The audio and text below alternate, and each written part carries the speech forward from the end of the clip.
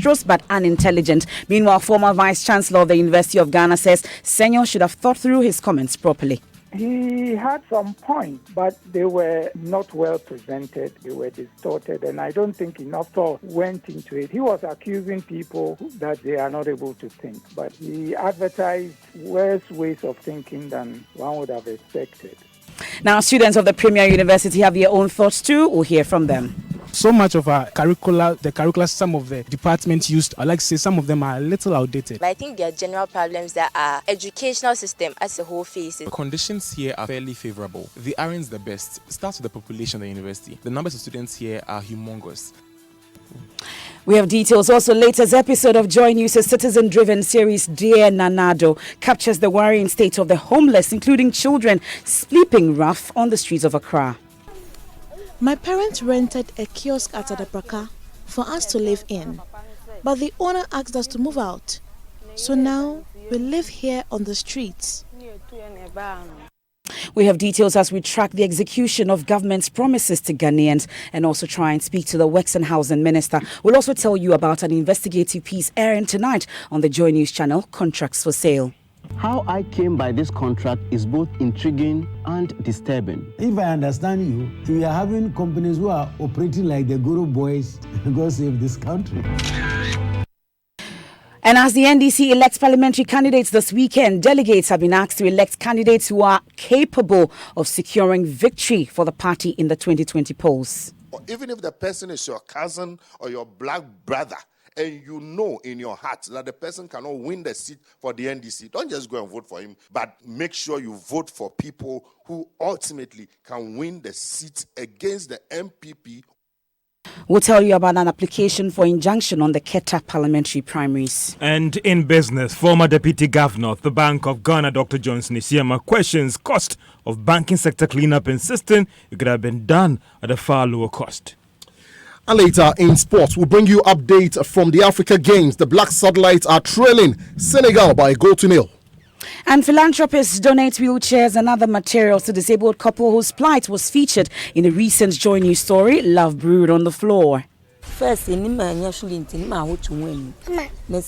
couldn't go to town and other places because I didn't have a wheelchair. I'm able to do so now that I've received one. For the first time in a year, I've been able to go to town. Do stay for details. Headlines on Newsnight is brought to you by Eden Heights. Eden Heights, welcome home. Join us with your thoughts and comments via WhatsApp and Telegram on 0244 340 437. I am MFA Paul. And my name is Evans Mensah.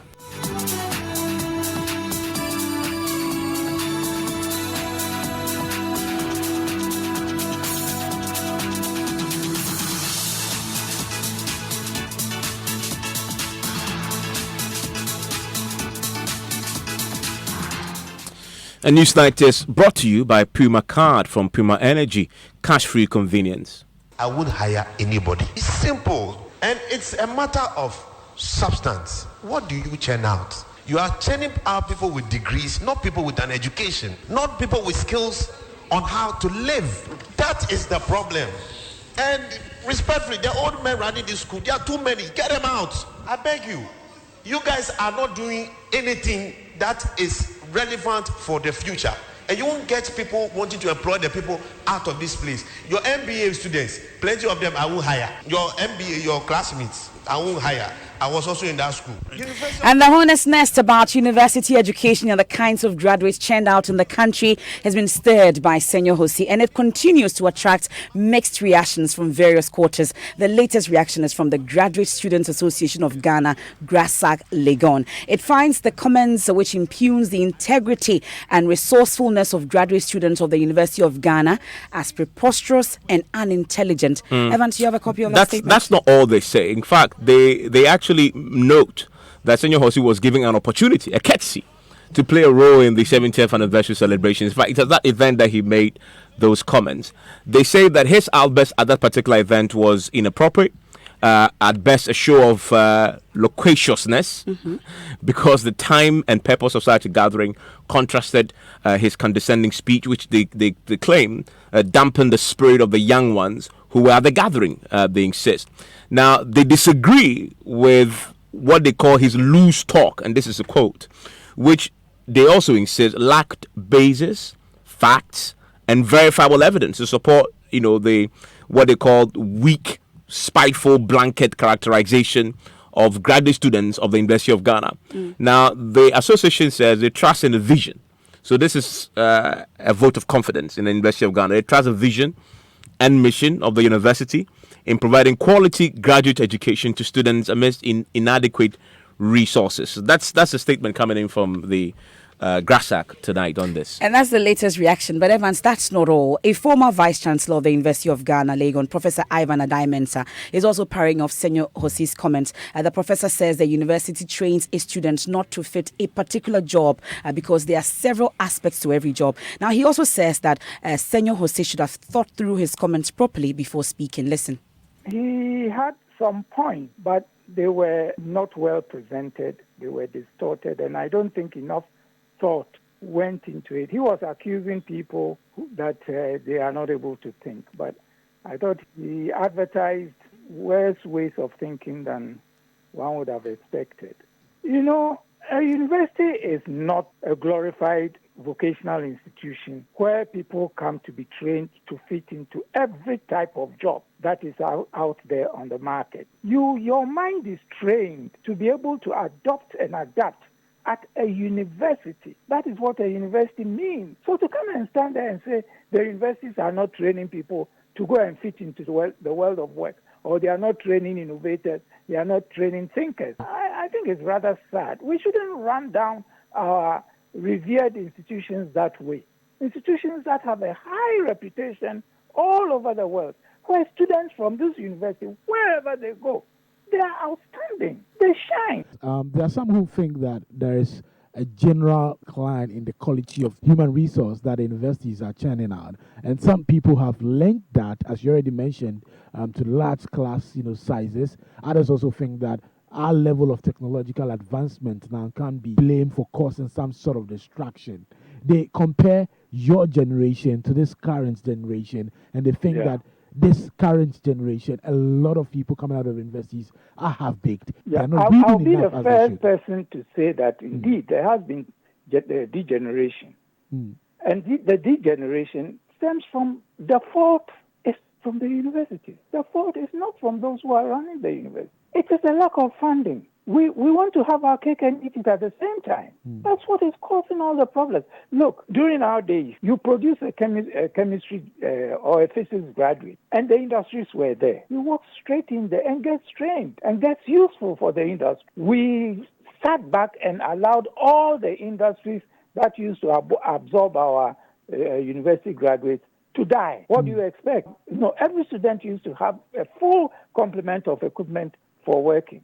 You come to the university now, you are given only 20% of what you've budgeted for in a chemistry class. So alcohol that should serve only 2 people is serving 20 people for their practicals. I used to have 6 hours of practicals a week in the first year and 9 hours from second to fourth year. Now, how much do they have? 1.5 hours a week for first year. What do you expect to produce? Well, I've retired, but I still mentor people in all the faculties, not just my Department of Chemistry. I mentor people from lecturers to students in virtually every faculty in the university. If I were to be useless, do you think the university will make me an emeritus professor so that I can provide my expertise and my experience to the up-and-coming young men? Those who want people who are old to be thrown out. We've heard that before. Sometimes when the young people are speaking, they should be a little bit, introspective. Well, that is the former Vice Chancellor, Professor Ivan Adai-Mensah. Now, let's bring in the local rep of the University Teachers Association at the University of Ghana, Dr. Harry Agbanu, joins us on the telephone line. Hello, Dr. Harry Agbanu. Thank you for your time on Newsnight. Good evening, my brother, and good evening to your listeners. Also joining me right now is the Chief Executive Officer of the Ghana Employers Association, Alex Frimpong. Mr. Frimpong, thank you for your time on Newsnight. Thank you, and good evening to you all. Dr. Agbanu, let me start with you. I mean, where do you stand on this conversation? Did Mr. Senor Hosi simply articulate facts and the truth, no matter how inconvenient and uncomfortable it sounds? Thank you very much for the opportunity. I think that the statements or the comments by Senior Hosi were grossly unfortunate.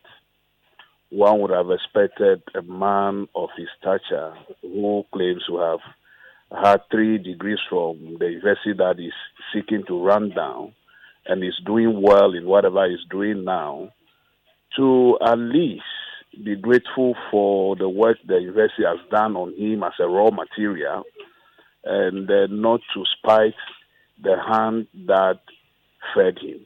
I think it's very unfortunate, and I believe if he were a thinking being, a rational being, properly rational being, he would by now be sending apologies all over for what he said, the comment he made about University of Ghana. Why should he? He simply says that the university is not producing students fit for purpose, as in fit for the current job market. He himself, as a chief executive, will not employ any of the products there because he hasn't seen enough dynamism and enough thinking into the way the university does its job. Because he himself does not understand human resource development. The universities do not train people fit for a particular job. We work on their brains to be able to fit anywhere. So it behoves the institution that employs them to bring them up to the standard that they want. But if our employers are not willing to invest in training and retraining of their workforce, they have nobody to blame. They cannot blame the universities for not. I mean, the university is not, excuse my language, it's not a tailoring shop that you come, you want to know how to sew a suit. We teach you how to sew a suit and you go out there to do it. But we prepare you. So fundamentally, you say that the job. Understand that the university is training the doctors that we have in this country. Yeah. So that the point you make, just so that we can. Doctors in Ghana are not performing. No, I think that is. It's shameful that what he said. Just hold on line for me. Let me bring in the chief executive of the Ghana Employers Association, Mr. Frimpong. You just heard the UTAG local president there say that it is employers who must invest and bring these graduates up to scratch. Will you employ a product from University of Ghana, or will you not? Why not? We will employ products from University of Ghana. I think we need to train together. Together. The universities and the other tertiary institutions must work with industry to ensure that the products that are churned out will be relevant to business, to industry, to academia itself, and to the wider public service. Let me ask a direct question, and this is Senor Hosi's main point. Are the products coming out of the university fit for your purpose? Well, I think that by and large, many of them are fit for purpose, but because of the numbers, identifying the right ones becomes a tall order.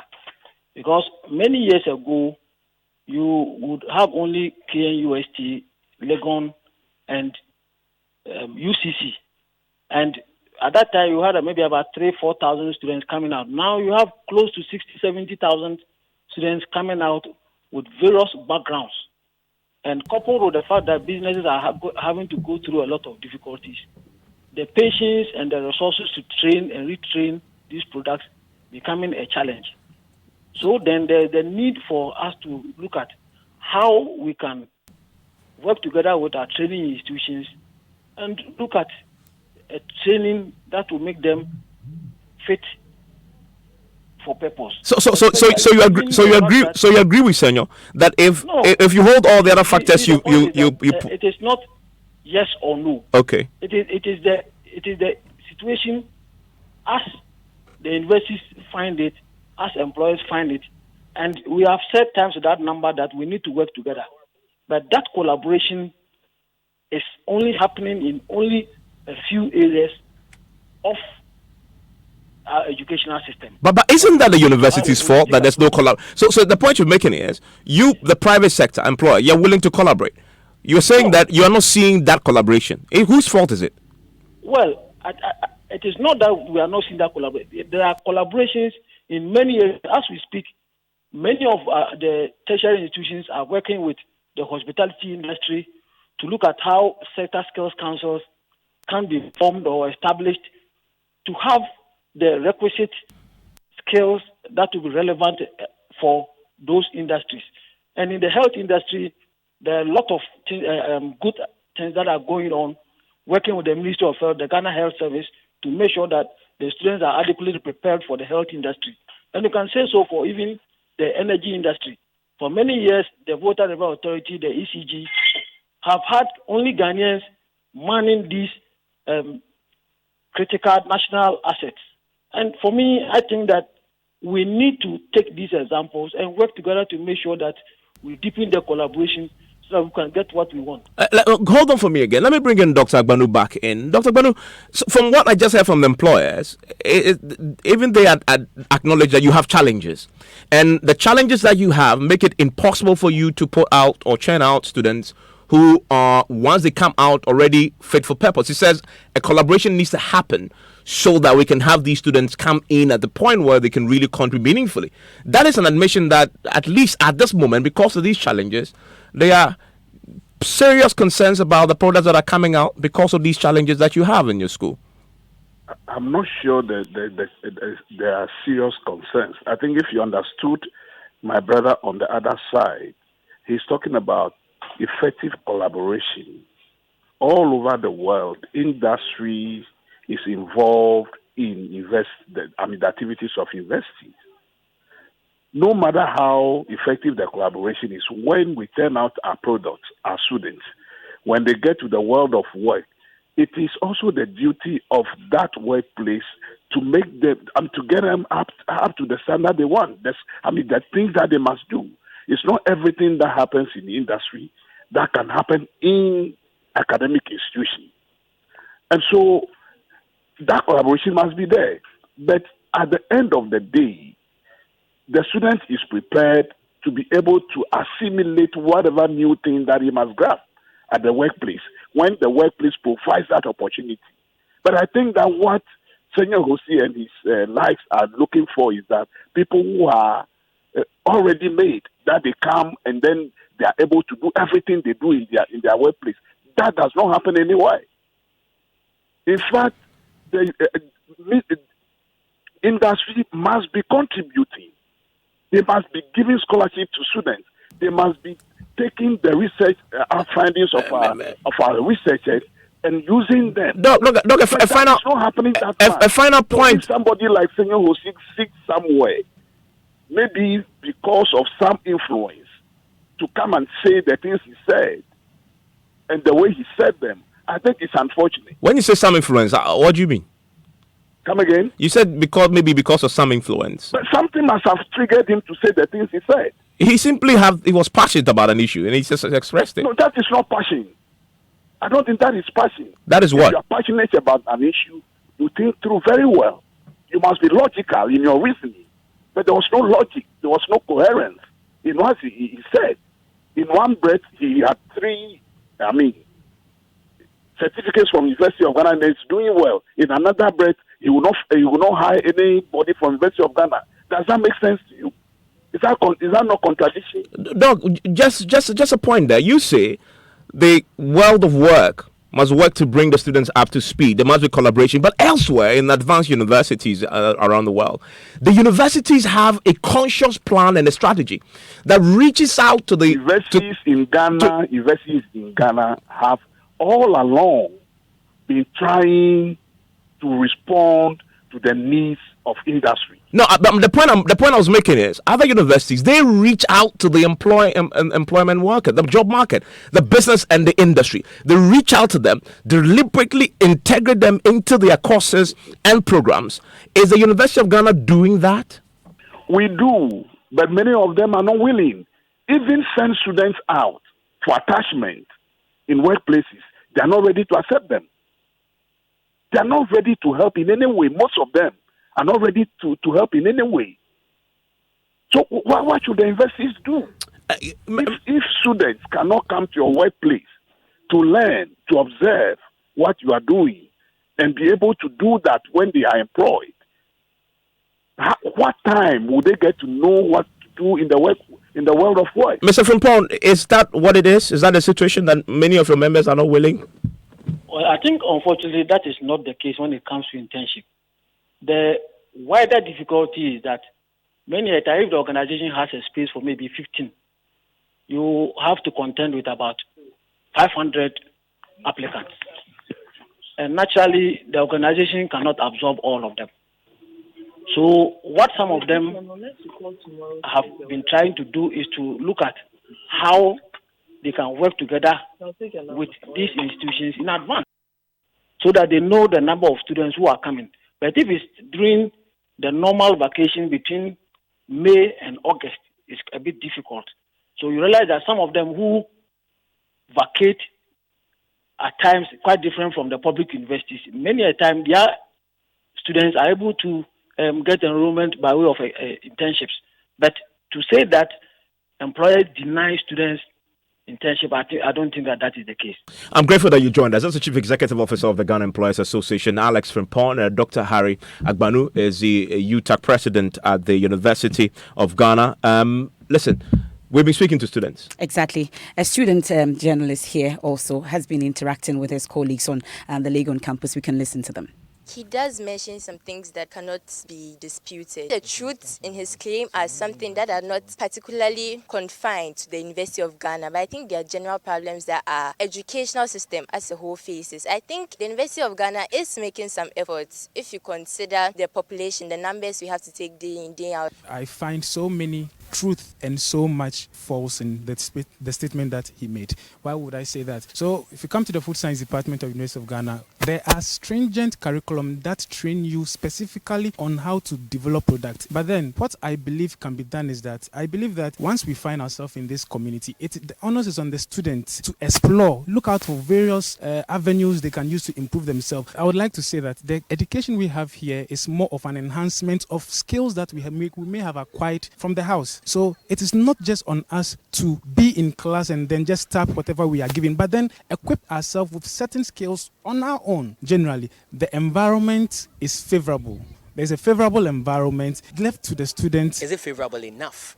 It is if the students want to give themselves the opportunity. So much of our curricula, some of the departments used, for the lack of a better word, I'd like to say some of them are a little outdated. The university has a lot to do in terms of catching up by advancing and then catching up with current trend. Definitely there are flaws. I would say conditions here are fairly favorable. The aren't the best. I mean, start with the population of the university. The numbers of students here are humongous. And you really can't blame the school. It's a public university. They have to meet public demands. Beyond that, there are finances that are the engine that drive the change we want. And does the university have all these things to drive the change? No. And it's these same things that change systems. So definitely, things can be done. Reason why I think that the statements made were quite generalized. They don't nuance and consider the realities of what should be done or like what is causing the challenge. It is just a rant on problems. But did he question or really critique what is causing those challenges? No, he didn't.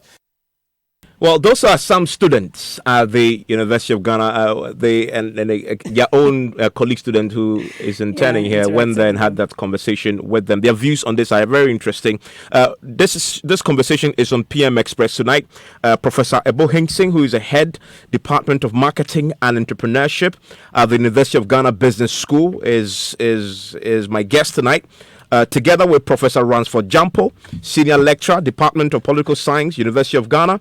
Senyor Hosi himself, the CEO, Chamber of Bulk Oil Distributors, is also on PM Express tonight, plus Chris Atadika, who is the president of the Graduate Student Association of Ghana. All four gentlemen are going to be on PM Express tonight, and the conversation is simple.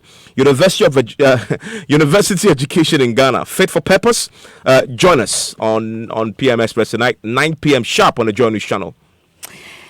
You're still listening to Newsnight here on Joy 99.7 FM. Now, it's a story that captures the reality of many families living on the streets of Ghana's capital of Accra. In the latest edition of the Joy News citizen-driven mini-documentary series dubbed Dear Nanado, a mother and her 4 children sleep rough on the streets of Accra. The children have already missed a term. The story also highlights a critical promise in the NPP's 2016 manifesto, which said that the NPP government will develop housing units targeted at the vulnerable and the marginalized.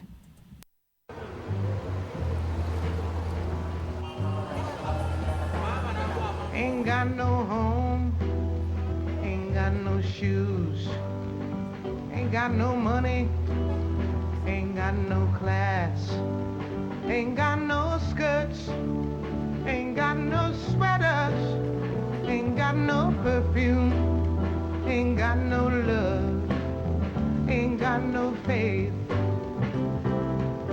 The Kwame Nkrumah Interchange, popularly known as Dubai, a home to many homeless people in the capital. A mother covers her baby from the cold. Ain't got no brother, ain't got no children.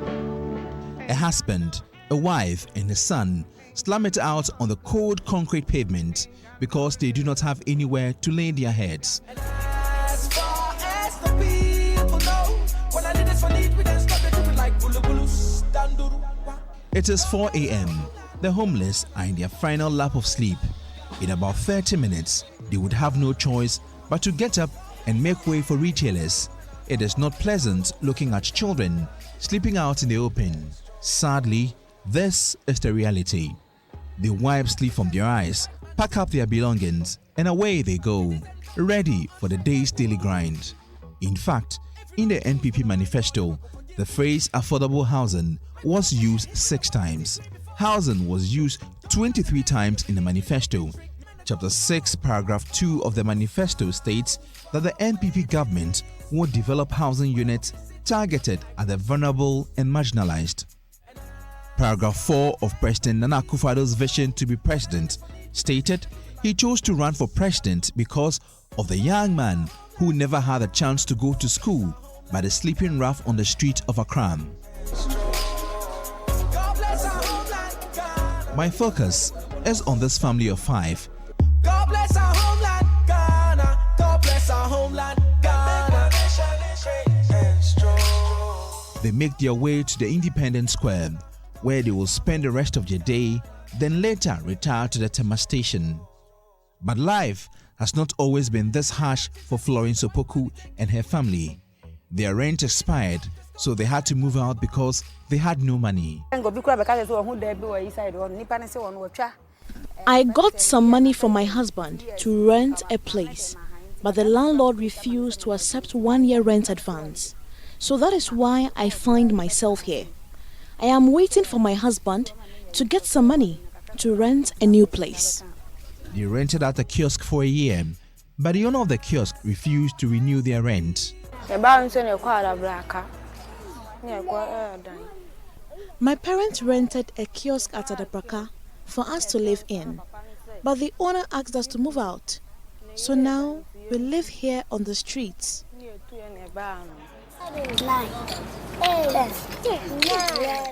So they find themselves here. The children have not been to school for a term. They are missing out on the right to education. One day it rained at midnight and we were stranded. We stood by a building and my father begged a commercial driver to allow us to sleep in his car.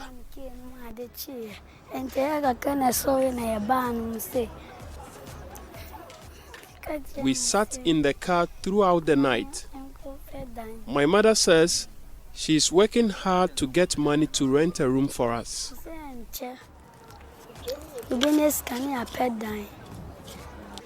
I am not a lazy woman. I have been selling things around the Registrar General's office and the pension house. I am working hard to take care of them, but it's not easy.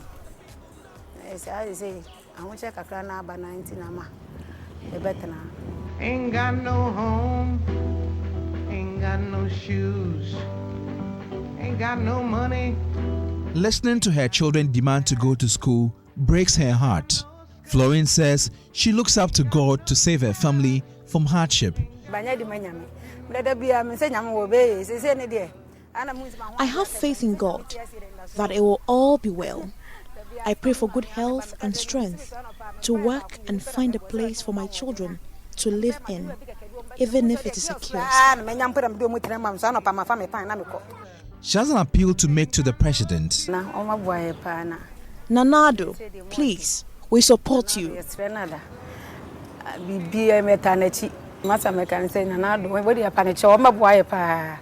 On one any done in me say the more de my baby at now met money. But we need help to find decent housing. The street is not a good place to raise children.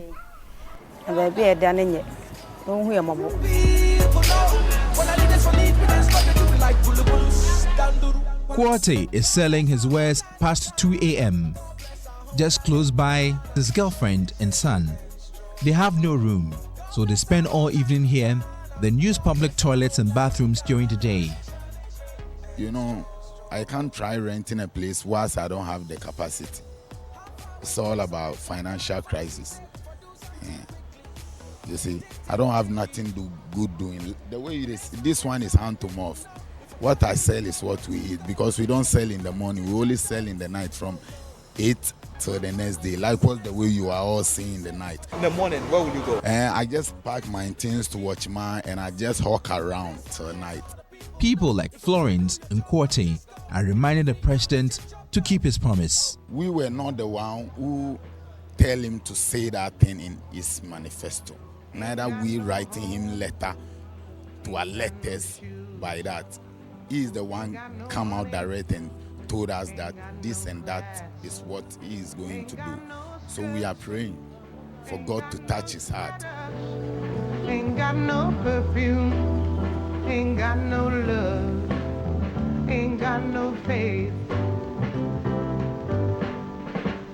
I ain't got no culture, ain't got no mother, ain't got no father. And that's the second in the series of Dear Nanado. Dear Nanado tracks the promises of government and analyzes what the situation is on the ground. And my colleague Raymond Akwa has been tracking what the Akufo-Addo government has done so far in the area of housing since coming to office more than 2 years ago.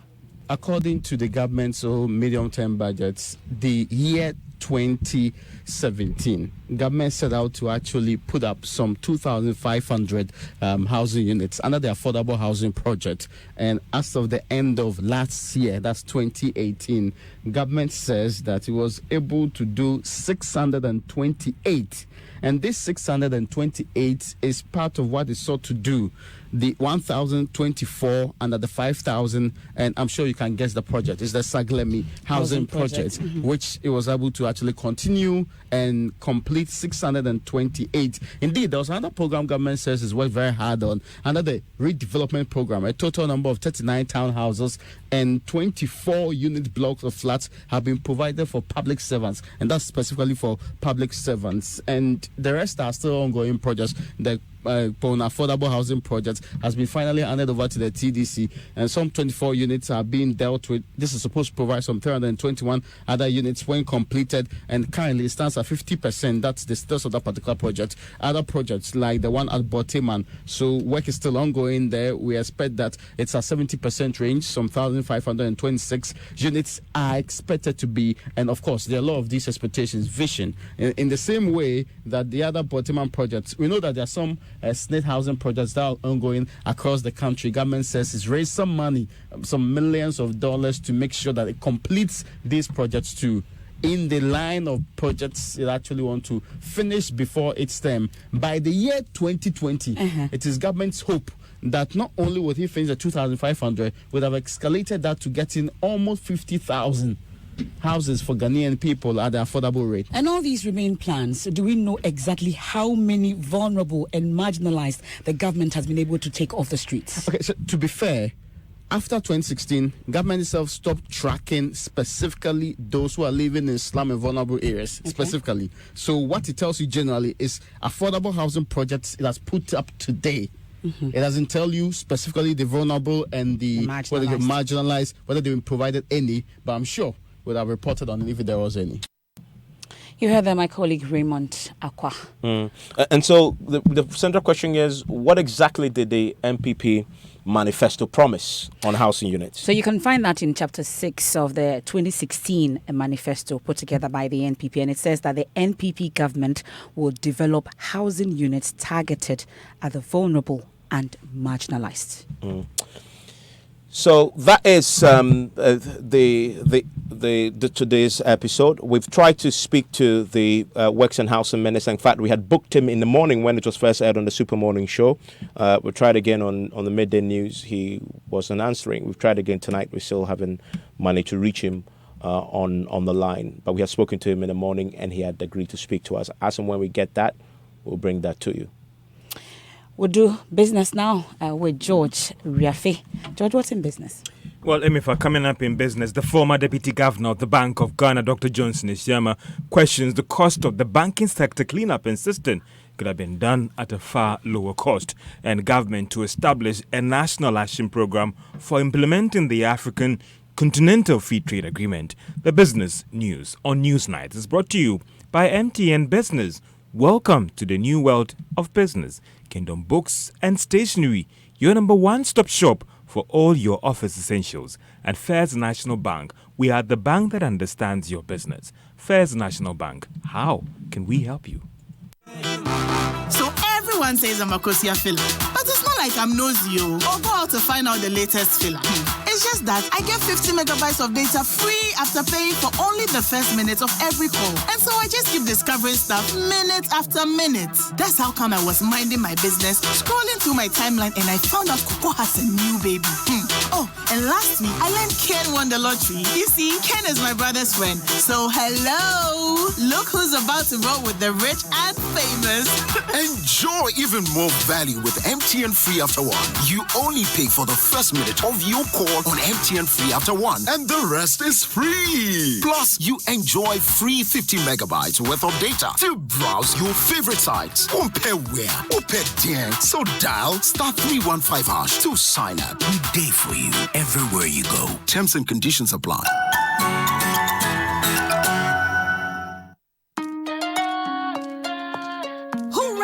The Kingdom Books and Stationery Limited's Back to School promotion is here with us again. From the 1st of August to the 30th of September, Kingdom Books and Stationery Limited is giving a generous 10% discount on all school items like textbooks, pens, pencils, erasers, exercise books, and much more across all our branches in Accra, Tema, Kumasi, Takoradi, and Cape Coast. Parents, teachers, and students, please hurry while stocks last. For more information, call us on 0302 764 101 or 0302-764-209 or email info@kingdomgh.com. You can also visit our website www.kingdomgh.com. Kingdom Books, where quality and affordability are both assured. Terms and conditions apply. Imagine living in a world of comfort and luxury. In a well-planned and gated community with access to an ultra-modern sports complex which has Olympic-sized swimming pools, football, basketball, athletics, and gym facilities. I'm talking about Eden Heights, the new destination for luxury in Ghana. Eden Heights is developed with the highest grade of finishing in our penthouses and our 1 to 4 bedroom apartments, and is located close to the beach resorts along the Atlantic Ocean, about 30 minutes drive from the airport and 5 minutes walk from the West Hills Mall. Eden Heights is the ideal location for luxury. Visit us at edenheights.com.gh or email to sales@edenheights.com.gh or call us on 050-153-1444 or 050-153-1445 for more information. Eden Heights, welcome home.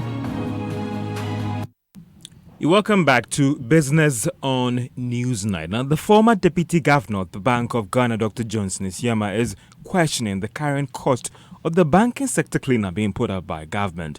Finance Minister Ken Ofori-Atta, during the supplementary budget, projected that it could cost up to 21 billion Ghana cedis for the whole cleanup by the end of this year. And this included the 14 billion Ghana cedis spent so far on the banking sector cleanup.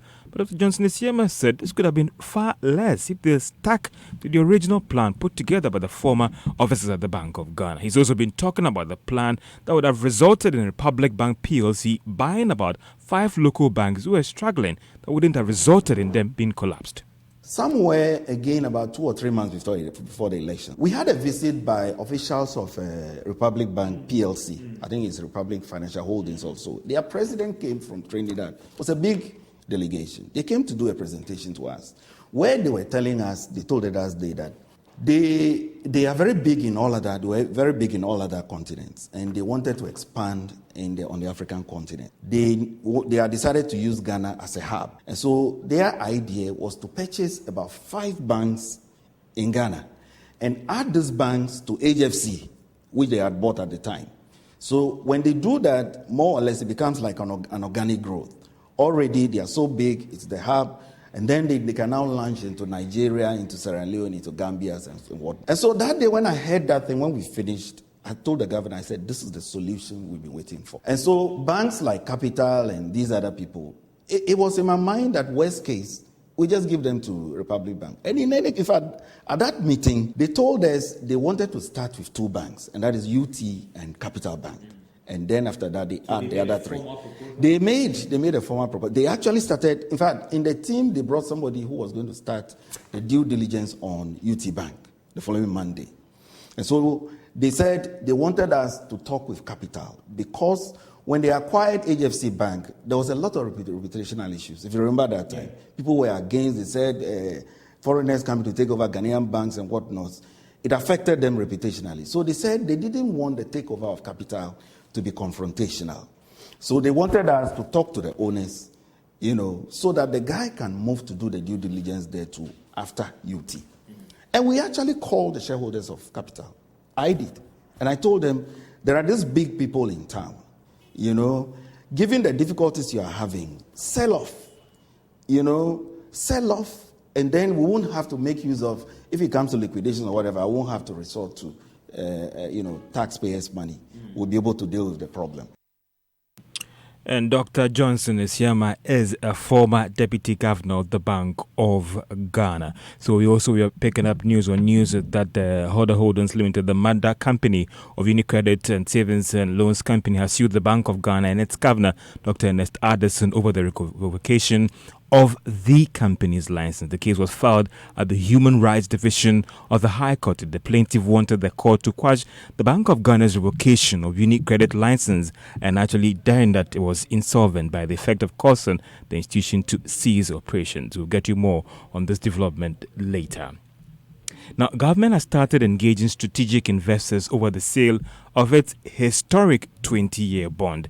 The exercise, which was open today, is expected to end tomorrow. Now, government, through the Bank of Ghana, has settled on an interest that is between 19.85 to 20.20%. The deal is being handled by 5 financial institutions, that is the joint book runners, that is Barclays Bank Ghana, Data Bank, Fidelity Bank, and IC Securities, as well as Stanbic Bank Ghana. The finance minister has argued that they are using this approach to actually extend the time that they will pay for these debts that they are borrowing. It is believed that they are also going to use a model that would help reduce the cost of these debts. Now, government has begun a series of engagement with stakeholders to fulfill implementation of the National Action Program for the African Continental Free Trade Deal. According to the Minister of Trade and Industry, Alan Shermanting, this has become necessary to serve as a guideline and ensure that member countries enjoy full benefit. Now, he spoke to Joy Business at the final day of the national conference on the implementation of the deal. We've been able to distill and elicit a number of suggestions, proposals, recommendations from the stakeholders. This is going to feed into a national program of action for the implementation of the CFTA. This national program of action that will define the framework, the sets of activities, who is responsible for what, then the resources, the budget that will support the implementation of the action program. So that's the way forward. So, Honorable, with the national program of action, when is it likely that it will be ready? Well, the next step is to go to the regions. So obviously we'll have to do the timeline and then determine how long that will take. In my own view, within a period of 2 to 3 months, we should have a full-blown comprehensive national action program. Minister of Trade and Industry, Alan Shermanting. The Railway Ministry has begun to review the contract for the construction of the SkyTrain as a means of transporting the country. According to the Minister for Railway Development, Joe Gatti, the decision will be made before December this year. Joe Gatti spoke to Joy Business after inspecting work on the Accra and Saum railway line, which is about 95% completed. They've given us their concession agreement. We are reviewing their concession agreement. If it is good, by November we'll sign a contract. If it's not good, it is my responsibility to tell the president, the cabinet, and the people of Ghana that the offer they've given to us is not good. Just now, it's being reviewed by a competent team, and it will be reviewed not only by the Ministry of Railway, it involves Ministry of Roads, it involves Ministry of Finance. We must all get involved, and we are getting involved. And we'll come out and tell the people of Ghana the best thing. But listen, light rail is a must. I mean, Accra, I don't know where you live, but I mean, where I live in East Legon, if I don't leave home, if I have a meeting by 8, this morning I had a meeting in the office. My first meeting was at 7. I woke up at 5, but I was late. I got there 7:24 or something like that. I mean, the traffic in Accra now is just not manageable. Minister for Railway Development Joe Gatti, let's turn our attention to the stock market. And if you hold shares of Access Bank, today is worth 2 Ghana cedis, 90 pesos, after going up by 35 pesos. GCB, on the other hand, lost 2 pesos, so it's worth 4 Ghana cedis, 95 pesos. Farm Milk also lost 2 pesos, so if you're a shareholder of Farm Milk after trading today, it's worth 5 Ghana cedis, 50 pesos. And that's all for business on News Night. Financial services, providing knowledge and support and solutions. Customer-oriented, superior services. Your success our passion. Trusted, innovative financial services, providing knowledge and support and solutions. Customer-oriented, superior services. Your success our passion. 10 good years of loyalty, service with integrity, protective of our Ghanaian brand. 10 years of excellence, 10 years of loyalty. Your success our passion, oh yeah. Your success our passion. Your success, our passion. Get 100% bonus when you top up airtime with Vodafone Cash. Dial *110# to top up now. If you know, you know. The future is exciting. Ready? Thanks for staying with us here on Newsnight. And something big is about to happen tonight. It's just about the right time for it. Tonight we'll broadcast an investigative documentary on the sale of government contracts. The documentary reviews how this has delayed some government projects and exposes those behind it. The documentary was put together by Manasseh Azuri Awine and is titled Contracts for Sale. Here's the promo. By reviewing contracts that will either sole source or procured through restrictive tender, the Akufo-Addo administration has made savings of 2.75 billion.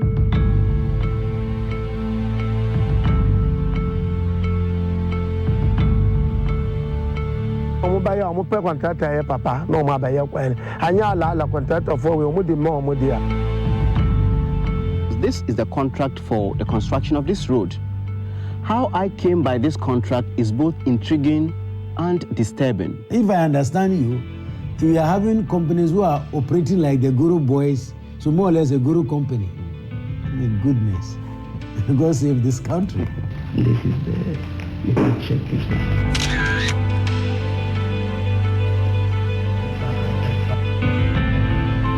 Oh, you can.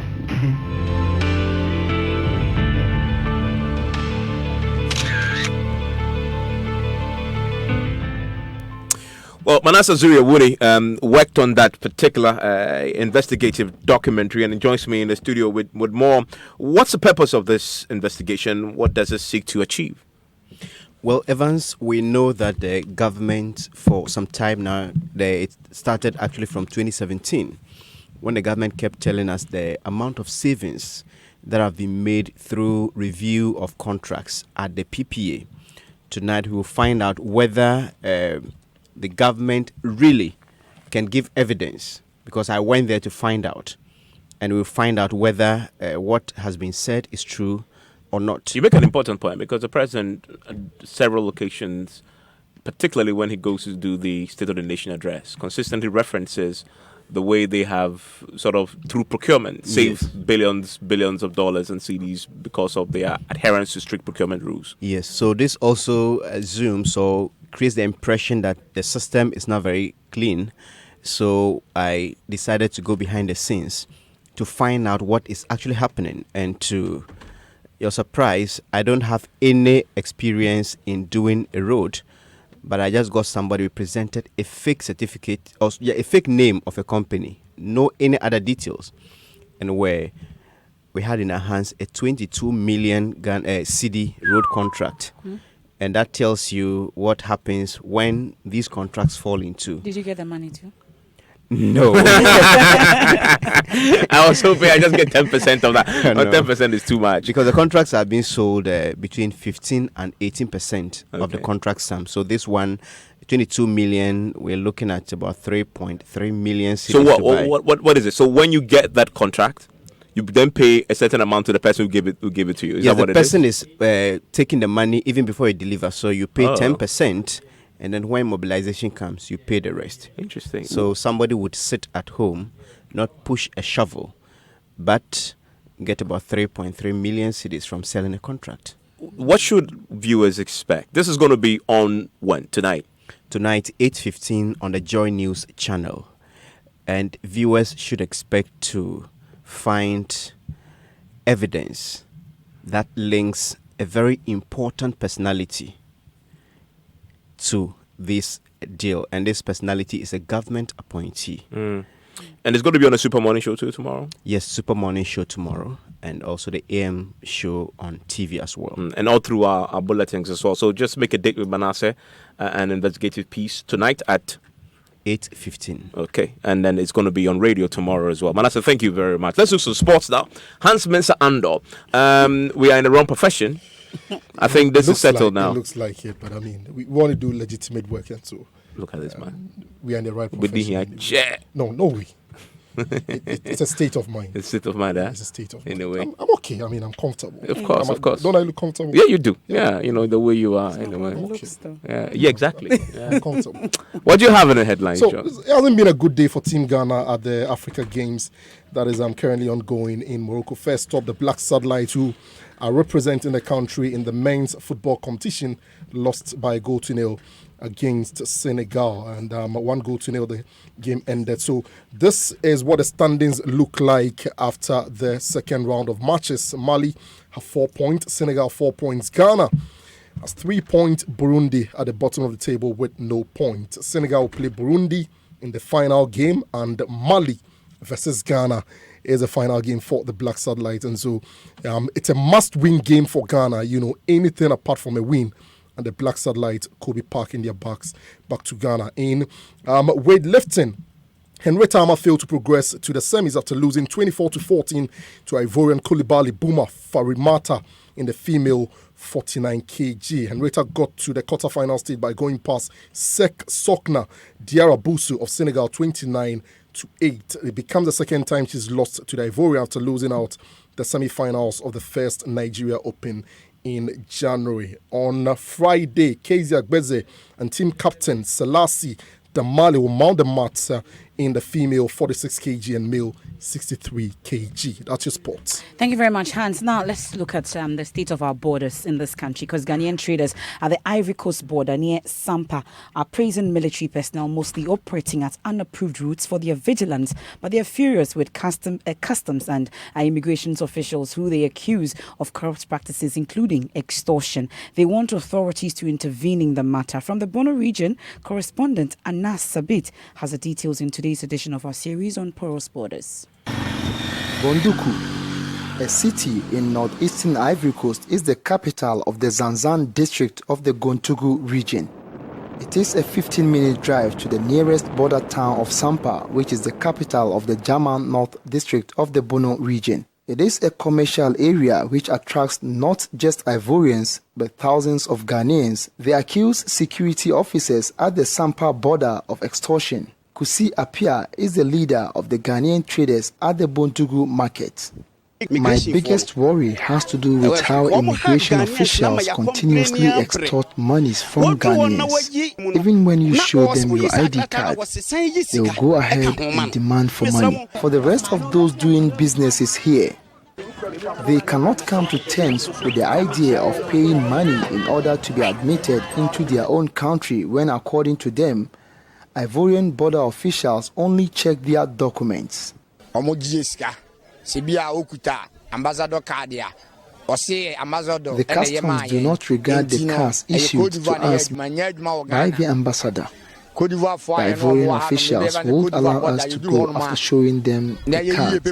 The Ghanaian officials won't say no unless we pay. From Bondougou here in the Zanzan district of La Côte d'Ivoire, I am Anna Sabit for JoyNews. Well, 2 weeks ago, JoyNews had the love story of two persons with disability who are unable to walk and have to crawl. The story captures how the two finally met, got married, and are happily living together with their children after many disappointments in past relationships. Now, with over 750,000 views on JoyNews' Facebook page alone, the story captured the attention of many listeners and viewers. The lovely couple have received wheelchairs and other items after the story aired. Now, JoyNews' Henry Kwesibedu, who did the story, went back to see the couple, and here's his report read to you. Soon after JoyNews aired the report, there were calls from listeners and viewers who pledged their support to help the couple. Deputy Managing Director of a state housing company, Ronnie Nicole, donated wheelchairs and other items to the couple. Looking at the story, it was very touching in terms of I have never seen, two disabled couple married together with wonderful kids and in a very happy mood. And I felt compelled to assist in terms of what do I think they would need to, aid their work. So I decided to get in touch with yourselves to see if I can give them 2 wheelchairs to assist them. The couple were more than excited after receiving the items. For a long time, Agnes Andrews has not seen town due to her inability to walk. With the help of her children, she went to town for the first time in a year. I couldn't go to town on other places because I didn't have a wheelchair. I'm able to do so now that I've received one. For the first time in a year, I've been able to go to town and I'm so excited. Stephen's pain of crawling several hours to and from his workplace is now over after receiving the wheelchair. He's grateful for the kind gesture. I have not been able to go out comfortably. Even going to work took about 4 or 5 hours to reach my destination. Now it takes me solely an hour to do so through this divine charity done. I thank my benefactor so much. God richly bless him. They are now a happier couple, thanks to the love shown by people like you. For JoyNews, Henry Kwesibedu's report. We thank you all so much for extending that hand of help to these couple. Now, it will be a busy weekend, this coming weekend, because for the election headquarters, we'll be working to bring you all that you need to know about the NDC's parliamentary primaries. But ahead of it, the party is asking delegates to vote for aspirants capable of securing victory in the 2020 polls. 524 aspirants have been cleared to contest in the party's upcoming parliamentary primaries, which will take place in 157 constituencies. We can listen to the Director of Elections for the party, Elvis Ifriankra. I believe that our delegates are discerning, and the works and the experiences of those people will speak for them. If the people are convinced that they deserve to go back because of the wealth of experience that they have acquired over the years, and that those experiences, it takes a long time to build those experiences, and therefore they should be retained in Parliament, I believe that the delegates will give them the opportunity. If they feel that they need fresh faces, fresh blood, and new people to inject new ideas, that is the beauty of democracy. So how come that in some constituencies nobody dares to contest?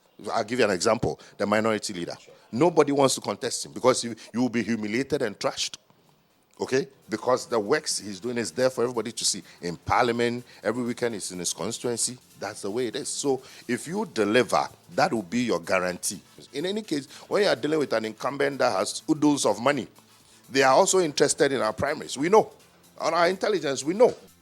And that's the Director of Elections for the NDC, Elvis Ifriankra. And tomorrow we'll bring you special reports from some of the key constituencies you're following. Particularly, Rafiq Salam has fascinating reports from the Upper West region that we'll bring to you as a build-up to Saturday. A few of your comments coming through. Yaun Tama says people have been sleeping on the streets since immemorial. The fusions of politicians during election campaigns cannot be a basis for addressing the housing needs of Ghana.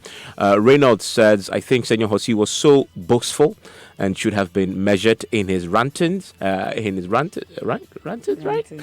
Well, another one says, earlier we accept the fact that the better our universities, not only UG, are not doing well. We need to redefine university education in Ghana. Boating in Enchi sent his thoughts. And guess what? We're going to discuss on Strong and Sassy tonight. What is it? Why women cheat and what men should know. You're interested, right? Nashoko is up and next. I froze. Do stay.